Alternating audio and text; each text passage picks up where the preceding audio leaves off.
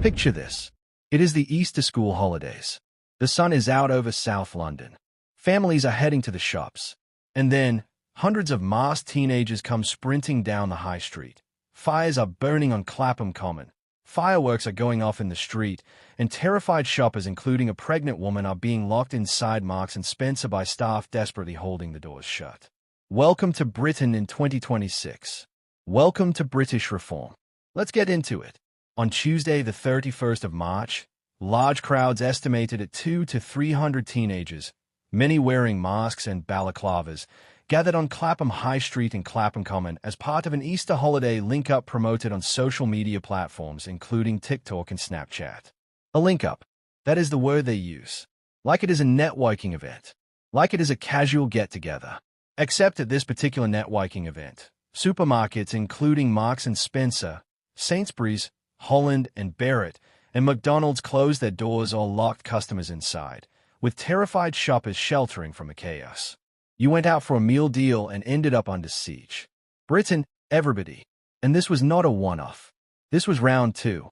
Similar scenes had unfolded the previous Saturday, when a mob of more than 100 youths ran riot in the M&S food hall on the high street, with police forced to issue a dispersal order and 3 teenage girls arrested for shoplifting and assault. So the authorities had advance warning. They knew this was coming back. One shop owner told reporters that police warned there would be chaos, so they prepared. He said officers told him it would start at around 4 o'clock in the afternoon, but the chaos happened at 7, and they had to lock shoppers in, letting them out one by one with police and security holding the door shut and escorting them to safety. He was told 4. It kicked off at 7, because apparently even the yobs do not stick to their own schedule. Truly chaotic in every sense of the word. Now let's talk about the police response, because this is where it gets politically charged very quickly.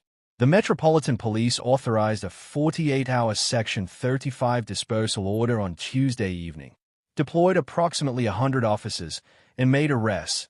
3 teenage girls, including a 17-year-old and 2 13-year-olds, arrested on suspicion of assaulting an emergency worker. 13-year-olds, arrested for assaulting a police officer on a Tuesday evening during the school holidays. The 13-year-olds of this country were once in their bedrooms playing video games at that time. This is what social media organized disorder looks like in practice, and it is genuinely grim. 5 assaults were reported in total, including 4 police officers, with 1 officer hospitalized after suffering an arm injury while making an arrest. Officers going to hospital because they were trying to stop teenagers from running amok in a supermarket. Let that sink in. But here's the part that had people absolutely fuming. While all this was happening, while businesses were shutting, officers were being assaulted, and shoppers were cowering behind closed doors, the Mayor of London, Sadiq Khan, was busy telling British ambassadors abroad to push back against what he called disinformation, misinformation, and lies about London being unsafe. Khan urged British diplomats to challenge claims about the capital being dangerous, saying, "When you hear news about London being unsafe, that's just not true." He said that. On the same week Clapham happened. The timing alone deserves some sort of award for political misadventure. It is like being the captain of a ship, spotting an iceberg, and telling the passengers the ocean looks lovely today. To be fair to Khan, he did eventually come out and call it unacceptable. On Wednesday, he branded the scenes absolutely unacceptable, adding that those responsible will face the full force of the law. Strong words. Very firm. Arrived roughly 48 hours after the chaos. Better late than never, as they say. Though in politics, timing is basically everything. And then the business world weighed in. And when M&S is sending public letters to the government demanding action, you know something has well and truly crossed a line. Marks and Spencer's director wrote publicly to the government, calling on Labour ministers and mayors to give police greater powers, stating that without a government seriously cracking down on crime and a mayor who prioritizes effective policing, retailers are powerless. Powerless. The word used by one of Britain's most iconic high street institutions to describe how they feel in their own stores. The M&S executive also revealed the wider reality facing retail staff. A security guard had ammonia thrown in their face, a store manager headbutted, and an angle grinder used as a weapon to threaten security guards. An angle grinder. As a weapon. In a shop. This is not low-level antisocial behavior anymore. This is retail staff going to work and not knowing if they are coming home in one piece, and a government that has been slow to treat it with the gravity it deserves. So where does the political blame land? Predictably, everyone pointed at everyone else.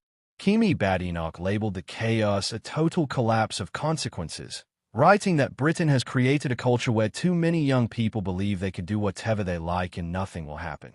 Badenoch is not wrong on the diagnosis, even if the Conservatives had 14 years in government to fix it and mostly didn't.